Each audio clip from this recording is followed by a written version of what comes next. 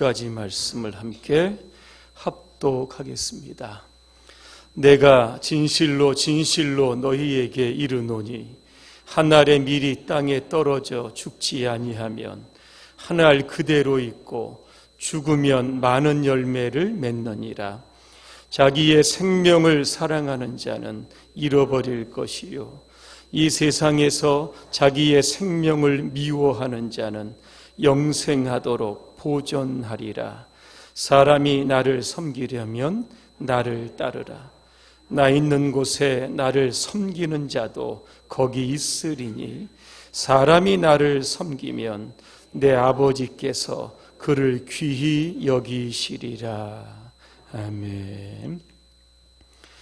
순교의 미랄이 됩시다라는 주제로 말씀을 드리기 전에 문중경 전도사라고 하는 주제의 3분짜리 동영상 먼저 관람하도록 하시겠습니다.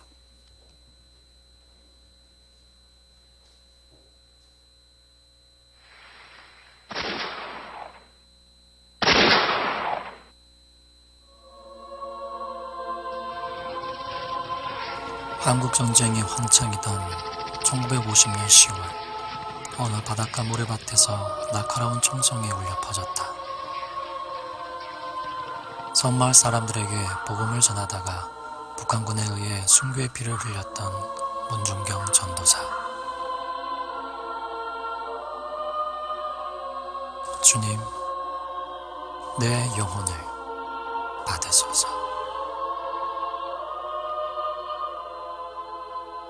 이런 믿음의 고백을 마지막으로 그녀가 남기고 간 것은 달고 다른 고무신 한 켤레였다.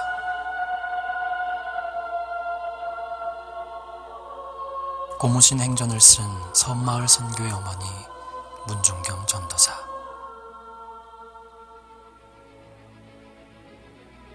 결혼 생활에 실패하고 살아도 사는 것 같지 않던 어느 날 문중경은 부흥사인 이성복 목사를 만나 예수님을 영접하게 된다. 이후 사람을 낚는 어부가 되라는 주님의 부름을 받는 문중경은 40살에 늦깎이 신학생이 된다.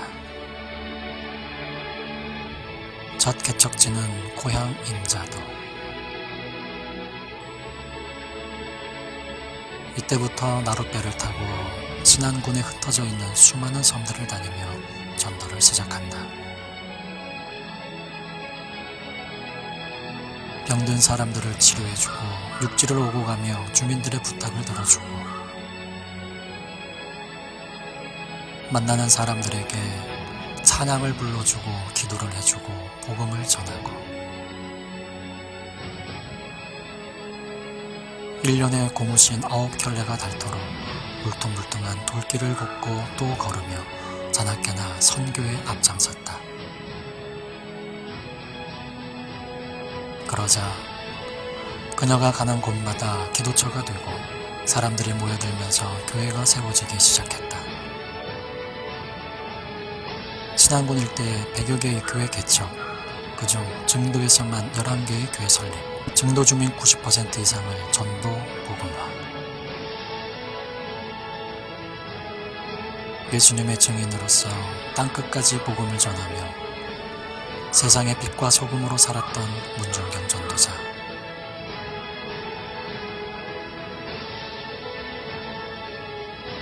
오직 잃어버린 영혼을 구원하기 위해 그녀는 하늘에 썩어지는 미랄이 되었다.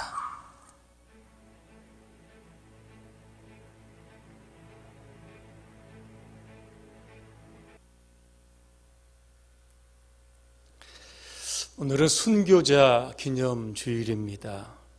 순교가 무엇일까? 두 가지로 정의할 수 있습니다. 순교란 신앙을 지키기 위해 핍박을 당하고 목숨을 바치는 겁니다. 또 하나는 하나님과 주님의 몸된 교회를 위하여 자기를 내어놓는 거룩한 희생, 이게 바로 순교입니다. 우리 성결교단은 순교의 교단입니다. 많은 순교자들이 나왔습니다. 특별히 일제강점기와 6.25 때에 순교자들이 있었는데 먼저 일제강점기 때의 순교자들을 소개해 드립니다. 1924년 10월입니다. 강경교회 김복희 전도사님과 57명의 어린이들이 신사 참배 거부로 인하여 순환을 겪었습니다. 1928년 9월입니다. 조치원 성결교회 김동훈 전도사님이 순교하셨습니다. 1937년 6월 군익교회 이종익 목사님과 노성문 집사님이 순교하셨습니다. 1943년 철원교회 박봉진 목사님이 순교하셨습니다. 1943년 말 군산중앙교회 정태희 장로님이 순교하셨습니다. 6.25 때의 순교자들을 소개합니다. 1950년 7월입니다. 하리교회 임광호 전도사님입니다. 1950년 8월 성결교회 지도자들 박현명, 이건, 김유연, 최성모, 유세근, 박형규 목사님이 납북이 되셨습니다. 1950년 9월입니다. 병천교회에서 66명이 순교하셨습니다. 같은 달 9월에 백암교회 서두성 목사님이 순교하셨습니다. 9월 16일 새벽입니다. 두함교회 윤임래 집사님과 23명의 성도들이 불 속에서 순교하셨습니다. 1950년 10월입니다. 임자진리교회 이판일 장로님과 성도 48분이 순교하셨습니다. 그리고 영상에서 보셨던 것처럼 증동리교회 문중경 전도사님이 순교하셨습니다. 이때가 1950년 10월 5일입니다. 증동리 해변의 모래사장에서 지금도 살아계신 하나님, 이 죄 많은 영혼을 받으시옵소서. 작지만 아주 또렷한 외침이 울렸습니다. 공산 폭도들의 무차비한 총칼 아래서 마지막 숨을 거두며 그때의 나이가 59세입니다. 그 음성은 오늘도 우리에게 거룩한 메아리가 되어 이 땅의 순교자로 살 것을 교훈하고 있습니다. 특별히 수많은 순교자들이 있지만 문중경 전도사님의 순교가 우리에게 주는 의미는 무엇일까? 두 가지만 말씀드리려고 합니다. 첫째로 문 전도사님의 순교는 가시밭의 백합화로 상징되는 성결교회의 신앙을 보여주고 있습니다. 우리 교단의 심벌은 가시밭의 백합화입니다. 이 심벌의 특징은 찢겨진 상처로 인하여 더욱 진한 향기를 발산하는 백합꽃의 속성처럼 성결일의 신앙은 세상의 고난과 시련과 죽음 가운데서도 더욱더 강렬한 그리스도의 향기를 발산하는 그러한 의미를 담고 있습니다. 성결의 복음이 이 땅에 처음 유입될 때에 많은 어려움이 있었습니다. 친일파라고 하는 오해를 받았습니다. 왜냐하면 일본 동경 성서학원에서 공부해서 왔기 때문에 이런 오해를 받았습니다. 그리고 전도할 때 보면 다른 교단과는 달리 북을 치고 나팔을 불고 저녁에는 장등을 높이 달고 예수 믿으시오, 이런 노방전도의 방식이 다른 교단과 많이 달랐기 때문에 이단이라고 하는 그러한 오해를 받기도 했습니다. 독일 일제강점기에 우리의 재림의 복음이 천황 숭배 사상에 위배된다고 해서 교단이 강제적으로 문을 닫게 된 일도 있었습니다. 이 와중에 문중경 전도사님은 신사 참배를 거부한다라고 하는 이유로 혹독한 취조와 고문을 당했습니다. 그리고 문 전도사님이 그 당시 심우했던 증동리 교회도 경방단의 매각이 되었습니다. 그 대금 또한 국방 헌금의 명목으로 강탈당하였습니다. 하지만 이러한 순환의 질곡 가운데서도 성결교회의 신앙은 좌초되지 않았고 113년이라고 하는 이러한 긴 세월 동안 이 땅에서 성결의 꽃을 피우게 되었습니다. 또 한 가지 문준경 전도사님의 순교는 십자가의 희생적인 사랑을 보여주고 있습니다. 사실 이 문전도사님은 순교를 피하려고 하면 얼마든지 피할 수 있는 기회가 있었습니다. 이 성봉 목사님을 비롯해서 많은 성도들이 그가 목포에 남아 있을 때에 다시 증도에 들어가는 것을 극구 반대합니다. 국군이 들어가면 함께 그때 들어가도 늦지 않는다. 그렇게 이야기를 해도 문 전도사님은 그 요청을 뿌리쳤습니다. 그곳에서 공산당들에 의해서 고난과 죽음을 당할 그 성도들을 보면서 자기의 어떤 안위를 갖기 위해서, 자기의 목숨을 건지기 위해서 목포에 남았던 것이 아니라 다시 신안의 섬으로 들어가게 되었던 겁니다. 그것이 그의 마지막이 되었습니다. 로마에 가면 쿼바디스 도민의 기념교회가 있습니다. 이게 라틴어인데 주여 어디로 가십니까? 라고 하는 뜻입니다. 이곳에서 유일하게 베드로의 흔적을 발견할 수 있습니다. 로마의 황제 네로의 박해가 극심하던 때 베드로는 그 박해를 피해서 로마 성 밖으로 도망을 칩니다. 그때 누군가 그의 길을 딱 막고 서는 분이 계셨는데 바로 예수님이었습니다. 베드로는 예수님께 묻습니다. 예수님 어디로 가십니까? 그랬더니 예수님 말씀하시기를 내가 도망 나왔던 로마로 나는 다시 들어간다. 그렇게 말씀합니다. 이 교회의 그 내부 중앙에 보면 한 조형물이 있습니다. 2개의 발자국이 새긴 판화입니다.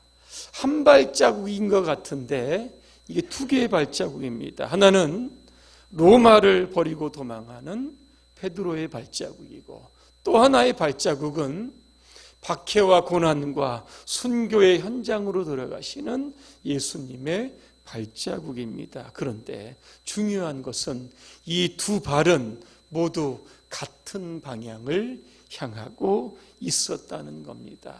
결국 로마가 베드로의 순교지가 되었던 겁니다. 오늘 설교의 주제가 순교의 미랄이 됩시다. 순교의 미랄, 어떤 의미가 있는지 오늘 3가지 말씀드리려고 합니다. 첫째로 순교의 미랄은 희생의 미랄입니다. 24절에 보니까 한 알의 미랄이 땅에 떨어져 죽으면 많은 열매를 맺는다 그랬습니다. 대동강변에 한 알의 미랄이 땅에 떨어졌습니다. 1866년 9월입니다. 대동강을 거슬러 올라가던 제너럴 셔모노가 점차 물이 빠지는 바람에 앞뒤로 움직이지 못하는 상황이 되었습니다. 그 당시 흥선대원군의 쇄국 정책으로 인하여 외국 문물을 배쳐가던 시대였습니다. 대동강에 좌초된 제너럴 셔모노는 조선 병사들의 화염 공격으로 인하여 배가 불에 타기를 시작을 합니다. 자, 그런데 그 배에 조선 땅의 성경과 전도지를 나누어 주기 위해서 그 배에 탑승했던 사람이 있었습니다. 바로 토마스 선교사입니다. 그 당시 그의 나이가 27살입니다. 불이 타오는 배 밖으로 전도지를 던집니다. 그리고 자신은 성경을 끌어안고 강물로 뛰어듭니다.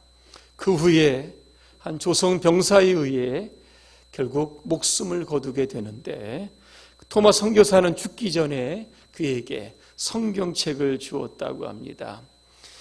그 병사 이름이 바로 박춘권이라고 합니다. 이 사람이 집안에 성경을 이렇게 감추어 두고 그것을 읽다가 1899년 세례를 받고 예수를 영접합니다.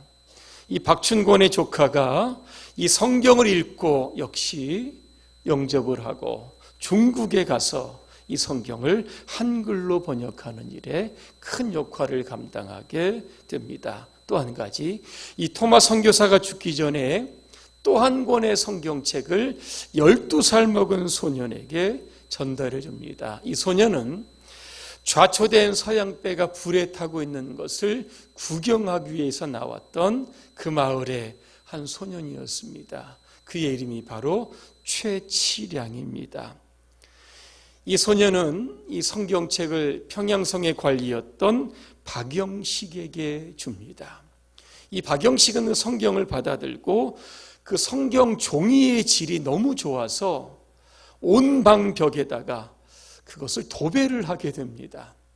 아침에 일어날 때마다 벽에 도배되어 있는 성경을 읽고 또 읽다가 결국 예수님을 영접하게 됩니다. 나중에 이 박영식이의 집이 널다리 교회가 됩니다. 이 널다리 교회는 그 후에 장대연 교회가 되는 겁니다. 1907년 이 장대연 교회에 취임하게 된 분이 바로 여러분 잘 아시는 길선주 목사님입니다. 이때 장대연 교회가 평양 대부흥의 그 중심 교회가 되었던 겁니다. 27살 나이 토마 선교사, 대동강변에서 그는 죽음을 맞이했지만 그가 전달해 준 그 성경 가닥에 지금의 대한민국이 있게 된 줄로 믿습니다. 열매는 희생을 전제로 합니다. 얼마나 많은 희생이 있었는가에 따라서 열매가 결정이 되는 겁니다. 아무리 좋은 시라고 할지라도 그것이 묵혀 있다라고 하면 단 하나의 열매도 거둘 수 없는 겁니다. 예수님께서는 한 알의 미랄이 되셨습니다. 우리의 죄를 위하여 33세의 나이에 십자가에서 죽으셨습니다. 예수님의 그 희생이 없었다고 하면 인류의 구원도 불가능했을 겁니다. 한 알의 미랄이 되어 십자가에 죽으셨던 예수 그리스도, 그 순교의 정신을 우리가 본받아 우리도 순교의 미랄이 되어 우리의 삶의 현장에 많은 이들을 십자가로 인도하는 그러한 구원의 전도자들이 되시기를 주님의 이름으로 축원합니다. 두 번째, 순교의 미랄. 비록 땅에 썩어져 죽게 되지만 영생을 보상받게 됩니다. 25절을 다시 읽어드립니다.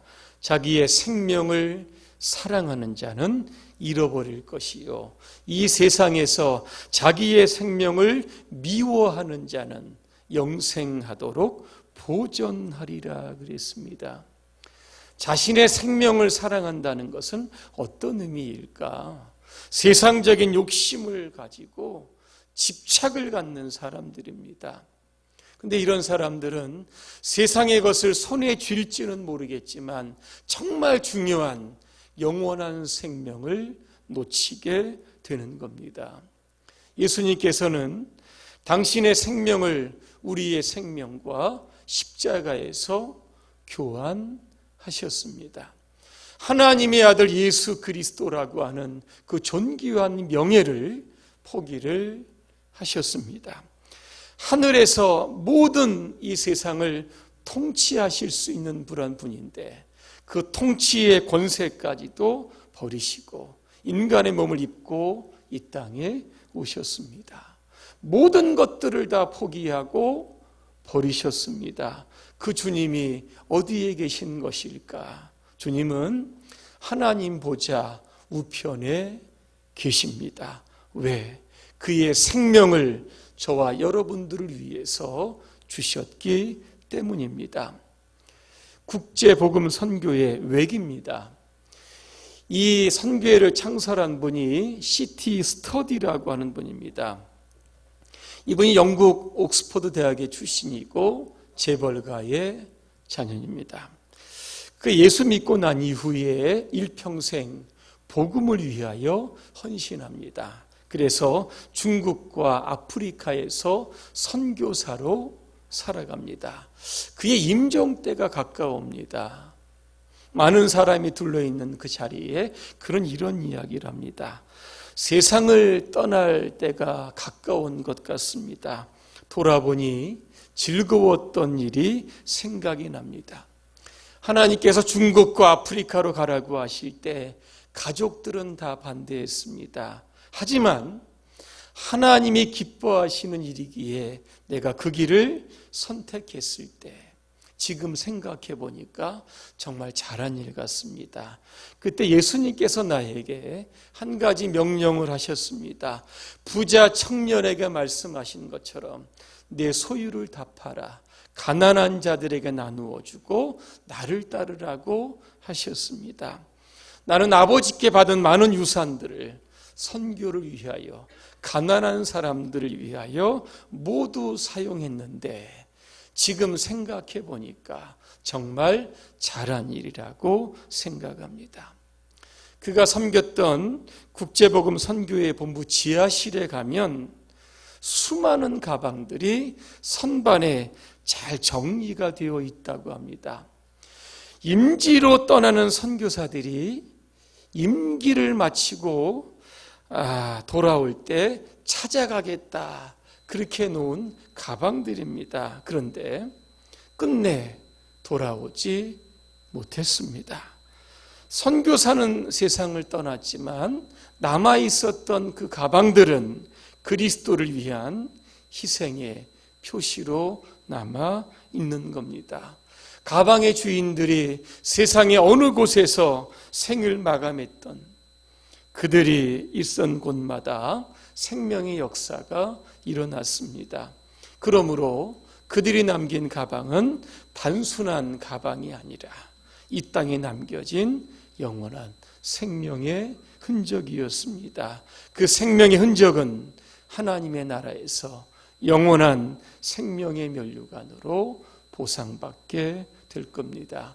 이 땅에서 잘 사는 것 중요합니다. 그러나 이것보다 더 중요한 것은 영원히 잘 사는 겁니다. 여러분 모두가 순교의 미랄이 되시기를 간절히 소망합니다. 하나님께서 여러분에게 주신 선교와 이 땅의 복음화를 위해서 희생적인 미랄이 되시기를 바랍니다. 그리고 그 신앙의 흔적들 여러분 주님 앞에 여러분 다 가지고 가셔서 생명의 면류관과 여러분 교환하실 수 있기를 주님의 이름으로 축복합니다. 마지막 세 번째입니다. 순교자는 하나님께서 귀하게 여기십니다. 26절에 보니까 예수는 이런 말씀을 합니다. 사람이 나를 섬기려면 나를 따르라 그랬습니다. 예수님이 가셨던 그 길은 어떤 길일까? 십자가의 길입니다. 순교자의 길입니다. 골고다의 길입니다. 좁은 길입니다. 가시밭길입니다. 많은 사람들이 회피하는 길입니다. 수많은 사람의 조롱과 비난을 받으면서 끝까지 십자가를 지고 골고다 언덕까지 올라가셨습니다. 이 길을 가는 이 땅의 수많은 성도들 하나님은 귀하게 여기십니다. 여긴다라고 하는 단어가 이 티마우라고 하는 단어인데 값을 매긴다는 겁니다. 물건의 값은 누구의 물건이냐에 따라서 그 가치가 달라지는 겁니다. 우리가 이 땅에 살아가는 동안 주님이 가셨던 그 길을 가게 되면 우리는 하나님의 것이 되고 하나님께로부터 아주 귀하게 여김을 받는 존재가 되는 겁니다. 하나님이 높여주시는 사람, 바로 순교자의 삶입니다. 저는 결론적으로 지난 금요일 국민일보에 실렸던 한 글을 소개해드리고 마칠까 합니다. 폐암을 수술받고 암 투병 중인 김동호 목사님에 관한 이야기입니다. 김동호 목사님 하면 아마 웬만한 분들은 다 알 겁니다. 한국교회에 신선한 충격을 주셨고 영향력인 인물 가운데 한 분입니다. 이분의 나이가 지금 69세입니다. 이 김동호 목사님이 폐암 진단을 받고 수술 후에 4차례의 항암 치료를 끝내고 7kg나 빠졌습니다. 검색을 해보시면 너무나 말라서 못 알아볼 정도입니다. 이분이 수술을 받고 시작한 것이 뭐냐면 유튜브 방송입니다. 자기와 같은 암 환자들을 위로하기 위해서 방송을 시작을 했던 겁니다. 김 목사님 이런 이야기를 합니다. 이 일이 평생 해오던 일 중에 가장 신나는 일입니다. 국민일보 기자가 묻습니다. 어떻게 유튜브 방송을 시작하게 됐습니까? 그랬더니 김 목사님 이렇게 이야기를 합니다. 멋 모르고 시작했습니다. 그게 무슨 얘기입니까? 그랬더니 이분이 하는 얘기가 수술하고 첫 항암 치료 받고 거의 보름 동안 구토가 심해서 아무것도 먹지 못하고 제대로 앉아있기도 힘들 때 못 모르고 시작했습니다. 김 목사님 폐 20%를 잘라냈습니다. 그리고 병실에서 이사야 40장 1절의 말씀을 읽고 이 방송을 시작하게 되었다고 합니다. 제가 이사야 40장 1절 한번 읽어드립니다. 너희 하나님이 이르시되 너희는 위로하라, 내 백성을 위로하라 라고 하는 말씀이었습니다. 같은 암 환자로서 힘겹게 살아가고 투병하고 있는 이들을 위해서 내가 할 수 있고 해야만 하는 일이 바로 이 유튜브 방송이다. 그렇게 이야기합니다. 여러분, 이 유튜브 기도의 이름 매일 새벽 6시에 있는데 이름이 뭐냐면 날마다 기막힌 새벽입니다. 이렇게 한번 쳐보시면 쭉 방송이 나옵니다. 종일 암과 씨름을 하는 자신과 같은 그 암 환자들에게 말씀과 기도와 찬양으로 하나님의 생기를 매일 6시마다 불어넣어주고 있습니다. 첫 촬영을 경기도 양평에 있는 황토방에서 시작했다고 합니다. 혼자서 성경 구절을 읽습니다. 설교합니다. 반주 없이 찬송가를 부릅니다. 그리고 기도합니다. 그러면 한 20-30분 정도의 방송이 끝나는 겁니다. 그러면 이 새벽 영상이 유튜브에 올라가는 그 시점부터 몇 시간 안에 조회수가 1만 회를 넘게 됩니다.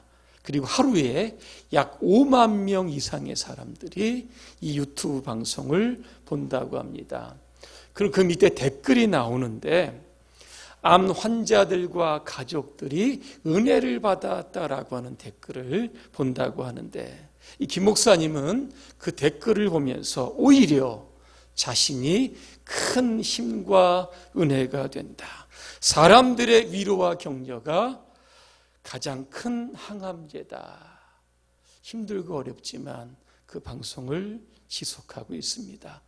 오늘 순교자 주일을 맞이해서 하늘의 미랄이 되셔서 영원한 생명을 주신 주님의 희생을 생각해 봅니다. 순교의 정신으로 영원 구원에 자신의 목숨을 바쳤던 문중경 전도사님을 생각해 봅니다. 힘겨운 암투병 중에서도 자신처럼 힘들어하는 암 환자들과 그 가족을 위해서 매일 새벽 6시 유튜브 방송을 시작하는 김동호 목사님을 바라보면서 오늘 저와 여러분의 삶의 현장에 순교의 미랄로 사는 것이 어떤 것일까? 여러분 한번 고민해 보시고 적극적으로 그 일에 도전해 보시기를 주님의 이름으로 축원합니다. 기도하겠습니다. 은혜로우신 하나님, 오늘은 순교자 기념주일입니다. 이 땅에 순교의 미랄이 되어 생을 마감했던 수많은 신앙의 선배들 우리가 돌아봅니다. 우리가 이 땅에 살아서 순교할 수 있는 방법은 무엇일까? 한번 고민해보고 도전해보는 이번 순교자 기념주일이 되게 하여 주시옵소서. 예수님의 이름으로 기도합니다. 아멘.